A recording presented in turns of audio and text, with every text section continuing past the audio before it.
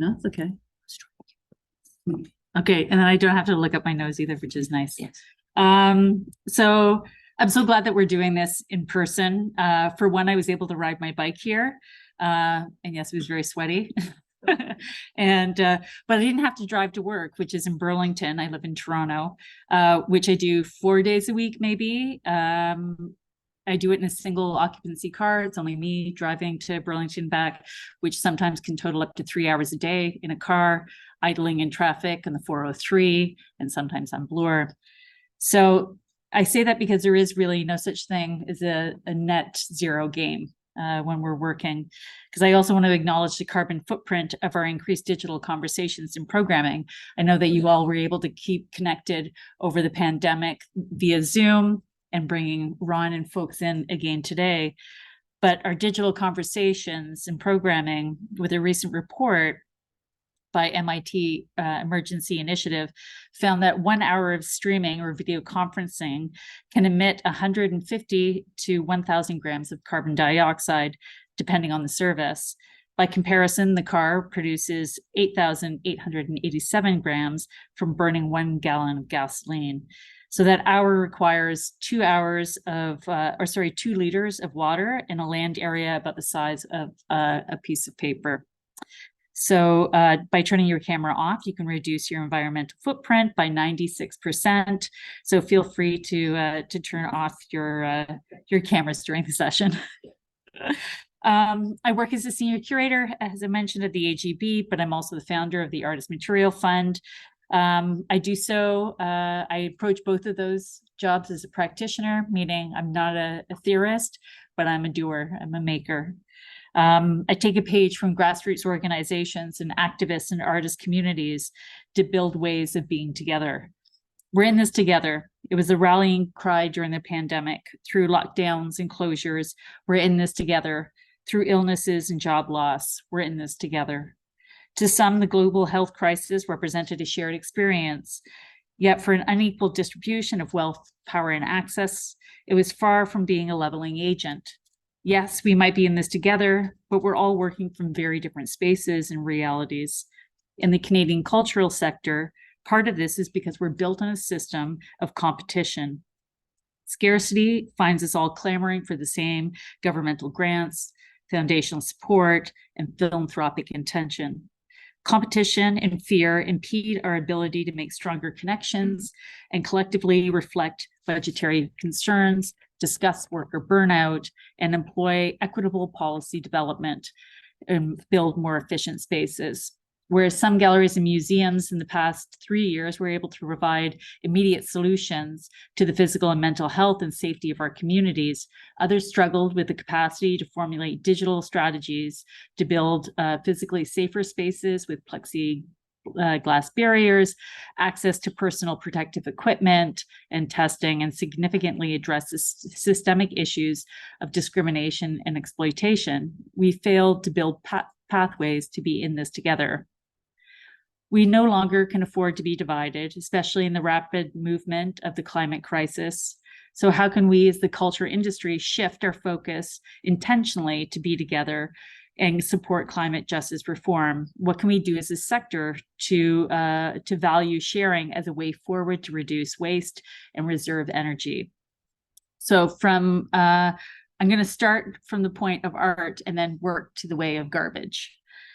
So from 2018 to 2020, I used the exhibition as a test site to model possibilities of economic solidarity and mitigate material and energy waste. It was a 2-part exhibition.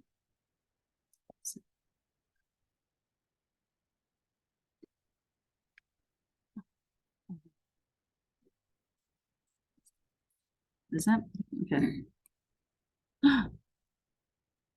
Did it at one point? Okay, I'll do that. There. It was a 2-part exhibition called The Division of Labor. It brought artists into dialogue with one another on issues of race, class, and labor as they related to cultural waste.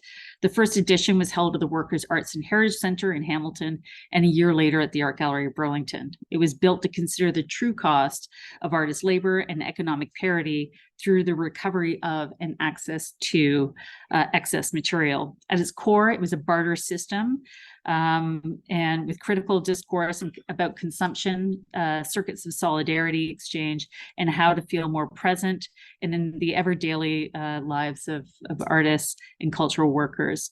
The exhibition was simply not about displaying objects that were created from trash, but worked to build networks and resources and methods for the sustainability of artist practices.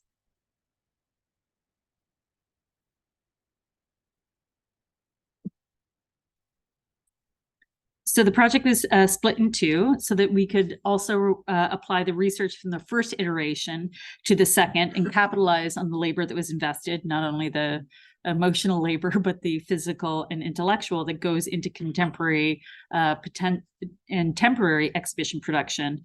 So the real-time learning came in the way of a robust ancillary programming that was designed to create critical conversations about the scarcity of resources, labor rights, and the lack of living wages for artists. So that was panel discussions around the lived reality of precarious, self-organized gig labor that is part of the cultural production world, artist talk, repair cafes, and lunch and learns with the Burlington Environmental Organization, cost-effective and simple ways to reduce our carbon footprint at home and at work in regards to mindful consumption. And that was done alongside the staff at the operational staff at the HEB, so that many of the teachings were integrated into the facilities and event management that we have. When it was launched, I couldn't imagine that we would be experiencing the intense escalation of poverty, unemployment, housing insecurity, wage gaps and class divides, and environmental collapse in the most visceral way that we are now. This exhibition, because it was 2020, the last week of it was closed. And what you're looking at here is a house that was built. It was a two-story home that was built in the middle of the exhibition, all from waste that was taken around the GTHA from exhibitions that had been struck. And all of the stuff went in, all of the drywall that went into a dumpster from one single exhibition. We built a two-story house with. Wow. So I didn't, and then, so yeah, so this is Nico. He even built a couch. The couch is made out of drywall. The chair, drywall, the flooring, all came from that as well. The artist built sculptures, made bricks. And then here was like part of the programming that we had too, with the Repair Cafe. But this is the image that gives me the most grief. So I never know whether or not I lead with this image or end with this image. But this is one of shameful admission. This is half, and only half. I filled 2 dumpsters of trash that was accumulated from the last exhibition that there was, that in its very design was based to do as zero waste as possible. So there was a couple contributing factors due to all of them pandemic related. 3 artists lost their studios and 1 relocated, and we had to consider the cost of shipping trash across the country. So this is where the Artist Material Fund comes in. So the Artist Material Fund was actually in the middle of the gallery space. So even though the pile of trash that I just showed you in the dumpster was a hypocritical nightmare, part of the exhibition really was successful. And that was diverting other institutions' waste into programming of the Artist Material Fund. As Ron said, the Artist Material Fund is a service that relocates material and diminished waste produced in the art industry while providing resources for artistic production. The program has been running unfunded ad hoc service for around 8 years now to support and promote the sharing and build more efficient and effective studios and workshops. It's a platform that's rooted in cooperation and mutual aid, and intentionally operates outside of a capitalist and consumerist model. So the Artist Material Fund strives to create one viable alternative to the common issue of fiscal precarity and ecological irresponsibility by collecting materials from local cultural institutions and making them available for free to artists and individuals. The rules are very simple. It's first come, first serve. There's no limit to what you can take only what you need. So what did we learn from the Division of Labor exhibition? One was that the Artist Material Fund is a temporary solution to a permanent problem of cultural waste. And two, that activating a shared economy can lessen the environmental impact on exhibition production. All exhibitions are learning opportunities to change the fabric of the institutions which house them and build them. And what we learn from environmentally themed exhibitions must be carried forward and utilized in the making of every single program thereafter. So a lot of the reason, and this is one that was done at the library in Cambridge. So a lot of the reasons why galleries and museums throw out all the material that they have is that many, like when you walk into anything, think about, I'm not here to pick on the ROM, but the ROM. If you go in to see any of the exhibitions, everything is purpose built. There's very few things that they reuse and recycle from their own programs. If they're building a vitrine or a case for an object, that case doesn't get kept with the object in a vault. The case gets thrown out, the vault, the object or the artwork or artifact is put back into the vault. So much is produced, but it's also produced at a really high quality. They're not going to produce shoddily made unfabricated works for the public to come in and see. They want everything to be slick, everything to be professional, even to the vinyl that's on the wall. The amount of plastic that it takes to do all of the writing is a full sheet. What you're seeing is actually the negative space through that. So all of that, and a lot of these exhibitions are only up for 4 months. So many galleries, such as like the AGO, who are producing at such a rapid rate, everything that goes into that space is then thrown out. All of the paint that gets put on the walls gets sanded and painted over again, but they always overbuy because you never want to run out of paint and then have to go and buy paint to find out that it doesn't match the paint that you just put on. So there's all these factors that go in the production of an exhibition, and many of it winds up in a dumpster. And so the work that I was doing with the Artist Material Fund was trying to circumvent that by knowing when all the exhibition cycles were happening. So I would contact the person, but of course, like any major institution, you're never really talking to the right person. So you have to find who the right person is in every single institution, talk to them and get a list. Many of the times too, they're overworked. So they don't know, they haven't built the waste into the exhibition planning. They get it to a point where they're excited about the exhibition. They open the exhibition. When they strike the exhibition, they might be thinking about returning the artworks and the objects back to either the collection into the vault or to the lender or to the artist. But then all the rest of the material that's there gets thrown into a dumpster because it's the fastest way, it's the easiest way, it's the cheapest way to reduce or to remove waste. So if I was able to get in ahead of time and circumvent that, and so that I would show up usually with a truck, and as it was going into the dumpster, I would be taking it out of the dumpster and then take it to, what I used to be able to do is take a truck and drive it to an artist's studio complex, open up the back of the truck and honk the horn or with a megaphone, just say, come and get it. And every single time I would be driving home with an empty truck. And because people also, with artists, they respond to things haptically. So a lot of times everyone says to me, why don't you just make it digital? Why don't you just get a whole bunch of the work from all the institutions, bring it to a storage unit and put it on like a Facebook marketplace? But a lot of times that's not how artists work. By scrolling, and it's like being able to go and see the work and pick it up and understand what they could potentially use for it. Or also folks like meeting Ron too. It's like coming in and just thinking, oh yeah, I need I didn't know I needed 10 cans of blue paint, but I guess I do. So that also happens. And I like to be able to have it where I'm not storing it for a length of time. It's in and out. So this is the Artist Material Fund that happened at Art Lab, which is at Western University. So again, it was for all the students that were there. And this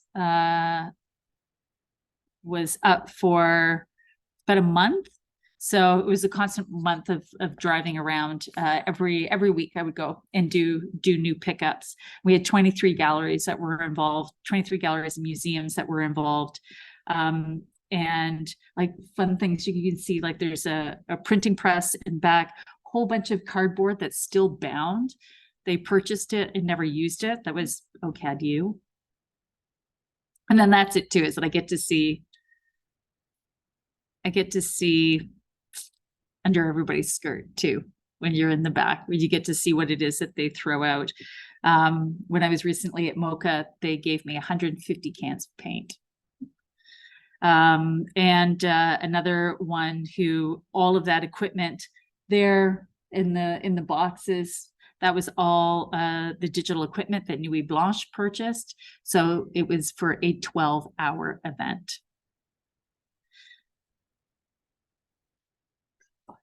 Okay, I'll hurry up my pace then. So just to say that that all of the work that we put into building the exhibitions, that a thoughtful process needs to happen at the end of it too, in regards to how we're able to move forward and to mitigate the waste. So many people offer me space in the city, which is wonderful. Space is at a premium, and but it's actually the cost of doing this is more than solidarity exchanges of potential space and units, but it's people power, it's gas, it's a truck.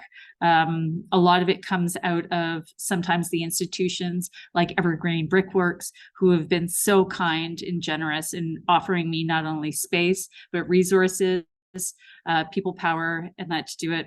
The one that was done at Western University, we had a lot of students that were working with it, but it also cost me $3,000 in truck and gas over the course of the quote unquote exhibition. And a lot of institutions too, they had made the investment for PPE, but then afterwards immediately got rid of it. I had a whole bunch of stands. So if anybody wants stands for their home, just when you get in to disinfect your hands afterwards, we had tons of that. And then plexi, so much plexi that came in. This is Evergreen. This was last year. We also had these giant things that look like shark tanks that were donated by the Gardner Museum. So again, it's just about being able to build these relationships, these kind of like economic solidarity relationships with museums and galleries. They're starting to get it, but it's still, this is all the paint that was donated by MoCA. But we still have a long way to go in being able to understand that everything is not single use. Everything is not single use for a very short period of time. And that if we're able to work together and form new ways of being together, that we could actually, that we could actually reuse and recycle and share. And this is me with a lead balloon. Got to find out how it actually does go over. So thank you, everyone.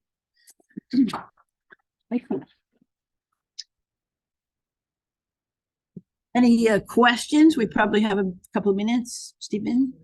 Very interesting. Plexiglass, I suppose you're going to get tons because, of course, everywhere you went over the last couple of years, people have these screens up. Yeah. Restaurants, banks, everywhere. It's fun with that. What question really is, where do you store all this stuff? And are you able to distribute it at anything like the rate at which you're able to collect?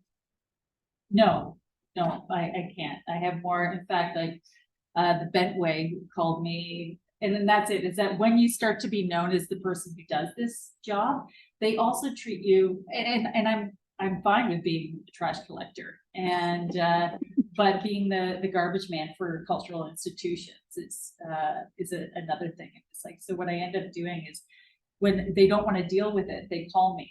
And yeah, like the Ben Wade called me and said, I have 140 hard hats that they used for a performance. And I couldn't take them.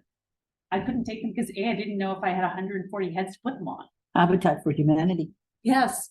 And so, and the Restore has been so good. A lot of things I've been able to build a resource list and I put it forward. That's right. And the question in regards to where I store it is, working at the AGB has been wonderful in regards to my staff understanding the importance of this work. So we built a storage unit for it that does take up some valuable exhibition space. But I also know my facilities manager hates me. Every time he sees me come up with the truck, he's not impressed because I can house it and hold it until I'm given an opportunity like this last one where I met Ron at Evergreen Brickworks, and they were not only able to, they were able to give me people power and give me the access to their truck and so unless I have that, it's usually I have to say no a lot of times for smaller things they do, or if I know they can go someplace really quick. Anybody else? Any other questions? No? Stephen, you're going to thank our guest. Sure, come up here. Then people can hear you better probably.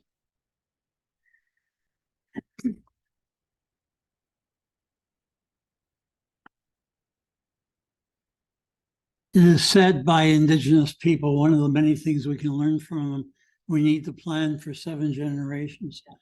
And we've got to get started. And I've had an interest in the art world all my life, but I never really thought about what you were doing before. So I think what you're doing is very important. I'm convinced also that the environment can be helped sector by sector. And what you're doing in the art world is extremely important. And I'm glad you're here to tell us today. We have a thank you note for your coming. I know it's recyclable, but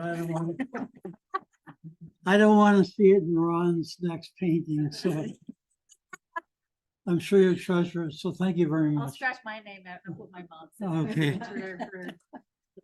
Thank you. You're welcome to stay for the business part of our meeting if you'd like, or you're welcome to leave, whichever. I know if your I'll do business. office is called. But thank you so much for yeah, your time, yeah. your generosity, and Thank you. all of your gratitudes today too. You almost had me in tears of like PhDs, first day of school, art, daycare. It's amazing. Trips, everything. Friends, anyways, thanks. Thank you. Who do you want to join? Yeah. Okay, well, now I'm gonna get sweated on the way back. Yes, yes, that's for sure. That's for sure. Okay. Onward and upward. It is time for the business part of our meeting and the induction of Anna Chip. And Lars is going to join us. Don, before you do that, could you just check the Zoom room? I think there might be some people who've been waiting quite a while to get in. Oh, you're right. Okay, thanks.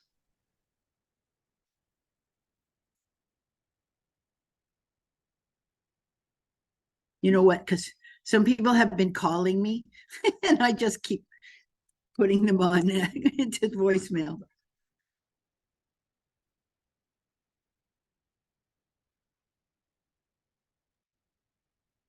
Sorry, guys. Welcome.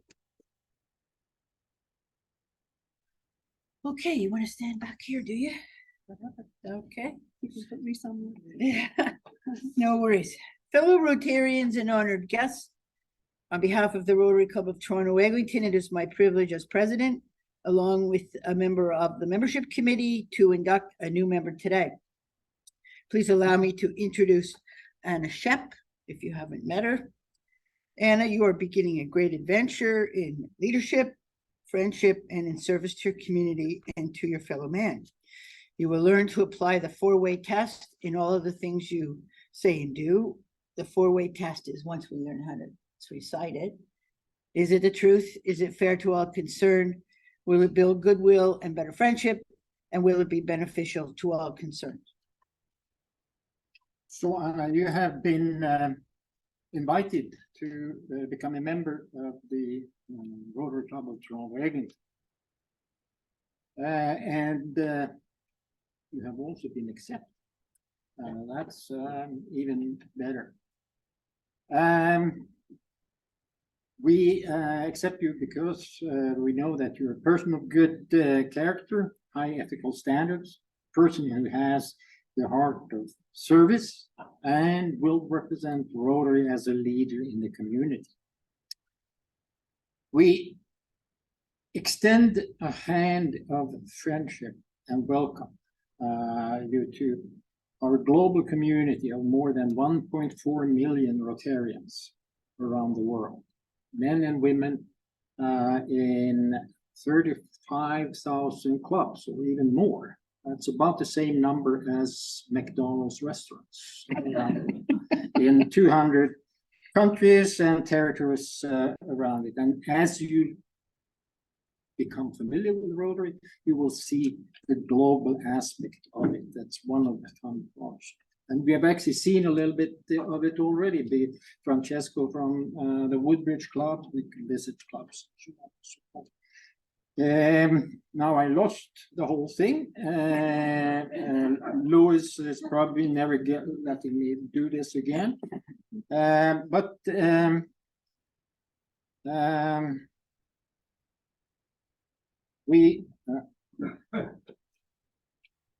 have a different. No, you make Rotary stronger by adding your skills, experience, and enthusiasm to the club. You can advance communication committee at home and on a global scale. We encourage you to learn all you can about Rotary, and I guess I tried to do that. I gave you that already, but we encourage you to do that and strengthen your own leadership and communication skills by active participating in the activities of the club, including attending weekly meetings. You can also go to other Rotary clubs like Francesco Fabrizio came to us today. Social events and service projects. You will be provided many opportunities through your Rotary Club and district to enhance and expand your professional and personal skills, and these opportunities can provide great value to you. You will also be provided with many opportunities to provide service to others through Rotary's 7 areas of focus, which are peace building and conflict prevention, disease prevention and treatment, water sanitation and hygiene, maternal and child health, community economic development, basic education and literacy, and supporting the environment. Through your membership, you will enjoy a network of business leaders and professionals, and we commit ourselves to do our part in making you feel welcome in the club. When we join Rotary, we become part of something bigger than ourselves. Beyond enriching our own lives and the lives of our family members, the relationship we build fosters understanding across communities and cultures around the globe. So on behalf of the club, it is my pleasure to provide you with a pin, which your fellow Rotarians and the community at large will recognize you as a Rotarian. And you will notice that it is actually recognized by the community. So whenever you wear it, you will be approached by people. So we ask you to wear it proudly. The first task you have as a member is actually to figure out how it works, because I can't do that. This is a new one, but just the fact that I didn't lose it on the way from the table to here is fantastic. So, you know, you figure it out and try to get it on. And we have the certificate of membership. Thank you. For you. And fellow Rotarians. Please welcome Anna as our new member, and for a few moments, you're probably the newest Rotarian in the world. But it's not. Well done. She was found at bingo. Yeah, Right. that's why I understand. And here's all the words if you want to really read what we were saying. Yes. What we were supposed to say. Particularly Martha's party made that. up. Thank you all. Thank you. My honor. Thank you. All right. Now we're going to have an update from Lionel. From Youth and Vocational, yes? You said you had 5 minutes. Yep. Lionel's got 5 minutes.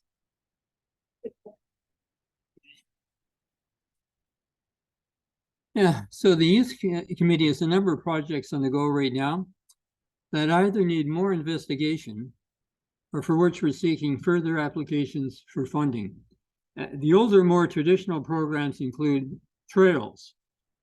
Trails which needs funding for 3 additional canoes to replace old ones and to add to the ones that we already purchased in the spring of this year. These have been already pre-approved by the board last year, and we're in the process of targeting the delivery to the trails campsite very shortly, I hope. Round 13, also which we supported last year, is a successful life skills development and mentoring program. It needs a further application for funding for the $5,000 towards the salaries of 2 new social workers. If successful, this money will be drawn from the foundation account Gales Way, which is money available for programs such as this dealing with wayward youth.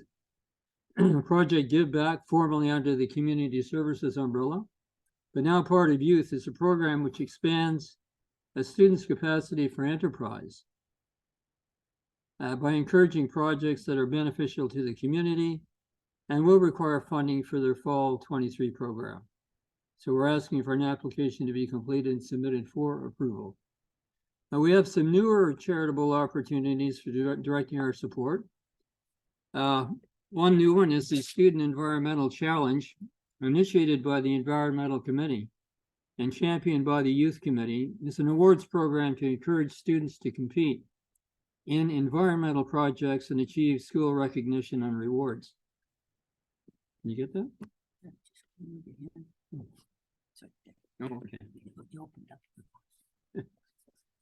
Oh, okay. Okay, but we're looking at a fall 23 implementation, but still waiting to hear from the Environmental Committee on how this is actually going to happen. Real Start is a new charity we'll probably support, which inspires and empowers students from disadvantaged communities to turn their life stories into film. Upon further investigation, we're targeting our funding to support a pilot program in the GTA, which is good because it makes it eligible for bingo money. And we've got plenty of bingo money. I'd say 80% of its funding for this year will come from bingo funds. Famous Players, People Players includes a program for training mentally challenged youth in acting and performing in the live theater. And we're looking for a specific program there that we could fund and gain recognition on a banner display as shown in their marketing brochure. Lastly, Covenant House. Probably familiar with Covenant House. Many of you are in the city of Toronto. A charity that could use our funding for the excellent work they do in the city streets of Toronto and bringing youth from totally desperate situations to a better hope and future through the recovery programs. That's about it. We've got a couple of other things in the go, but nothing to really report on because it's very, very new at this point. So that's the Youth and Vocational Services report. Thank you. Thank you.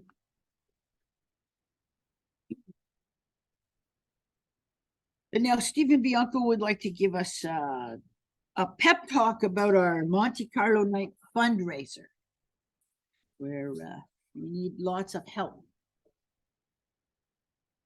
Okay, so you all on the table there are these flyers which tell you a little bit about it. We're very excited. It's going to be a tremendous amount of fun. It's going to be here in this room. where we're told they can handle up to 125 people. We've got a layout, and we're going to have all these different games which are mentioned on the flyer: raffles, blackjack, roulette, Texas Hold'em, whatever that is, Crown and Anchor, and so on. So it's going to be a very exciting evening. Texas Hold'em's Poker, is it? I think. Okay, I'm not a card player, so okay, good. So in addition to that, we need a lot of help, and we look to you, the members in particular, to see if you can help us. And anybody who can do, please speak to me or to Dawn or David. David's out of town for a bit just at the moment, down in Florida or down in the US somewhere. Number of different things where we need your help. First of all, sponsorships. Now, I've written to a number of you who very generously supported us in the past 2 years ago when we did the HIP event, and before that when we did another event 2 years prior to that in 2019. Very generous support from members, and I've asked those of you who supported us then if you will consider doing the same again. To date, we've raised $7,500 towards a target of over 20,000. I'm looking for a target. My target is 25,000 to raise on sponsorships and donations. And in particular, the main, we're in a position to offer what we're calling an event sponsor for the whole event at $5,000. So if anybody's got any ideas about somebody who might be approached with a view to consider supporting us at that level, I'd like to talk to them about that. Ticket sales. The website is up and running, and I believe, Stephen, you said you've already gone on the site and bought tickets. Good. Okay, and you can speak to, if you email David about the problem you came up with, with the name change, he'll deal with that. Are they still at a discount? I'm sorry? Are they still at a discount? They're not at a discount. No, Still $150, right? $150. QR code here. There's $150 which includes chips and raffle tickets. Chips, not eating chips, chips to gamble with. Chips to gamble with and raffle tickets. We then need auction items because we want to have live, hopefully a live, but certainly silent auctions for all sorts of different things. And the things that have gone very well in the past are things like restaurant vouchers, tickets to games, and we're hoping that we're going to have some tickets for the Raptors and for the hockey. And was there something else? Those are the main ones, I think. Hotel vouchers and restaurant vouchers are very, very popular. But any other items, and if anybody has an item which particularly they think might be used to raise money, then that's something we could consider if they can get hold of something like that. Possibly, yeah, possibly. So those are the things where we need your help. So it's sponsorships. Anybody wants to talk to me about that, I'd be pleased to discuss it with them. Ticket sales. If you can, look at that and sort of maybe buy tickets and see if you can get some friends to buy tickets, and auction items. Again, if you've got any ideas for auction items or restaurant vouchers or hotel vouchers, whatever, please speak to me about that. And I think that's about it. Any questions, anybody? Okay. All right. Thank you. But we don't have a lot of time. It's about 7 weeks to go.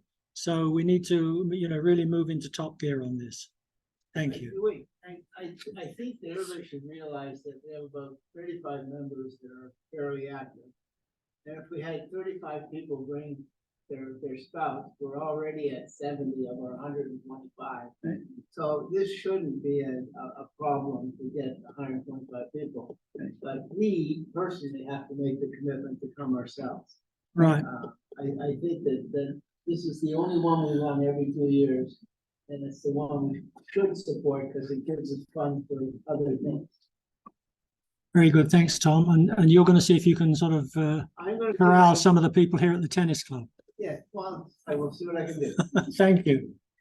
Yeah, I'd just like to add that this fundraiser is really important to our international affairs because most of our bingo money, all our bingo money goes to youth and community service, but this is a really big, important one for our international bank because they get 60% of the funds that we raise. So not too many other events go to international as much, eh? So Jim's bringing 10 people. 2 granddaughters Great granddaughter. and their parents. Yeah. So there you go. I already got it covered. Anyway, that really is what it's important for, is the foundation, is the international.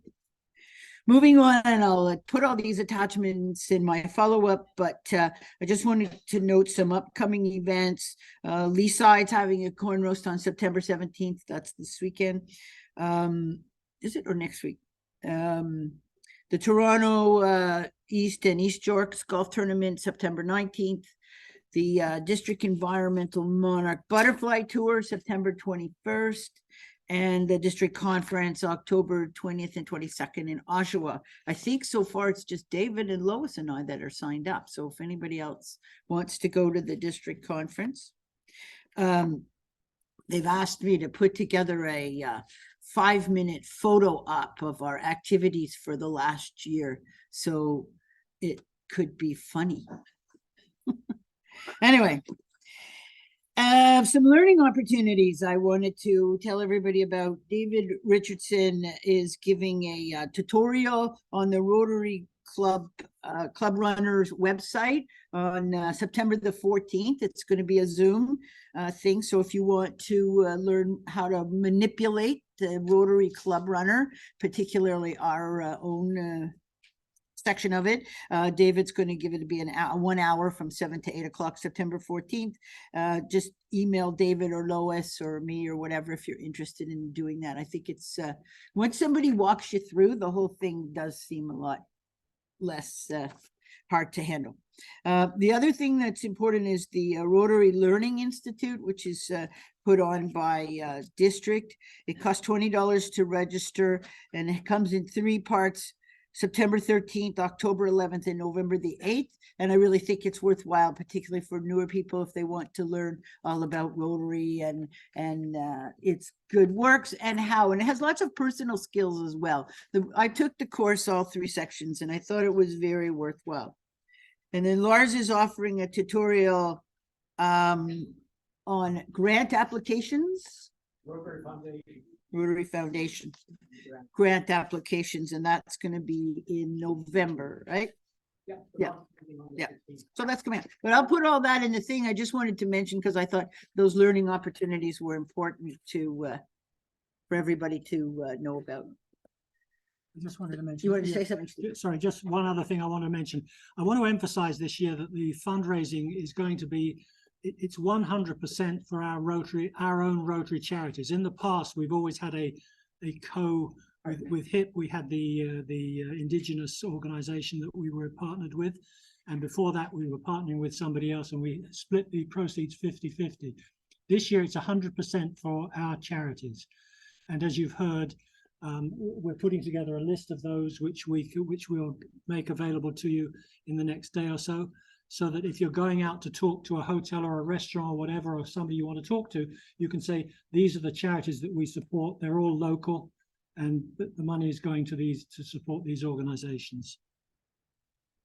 And the tax deductibility, the donations and sponsorships, of course, are fully tax deductible.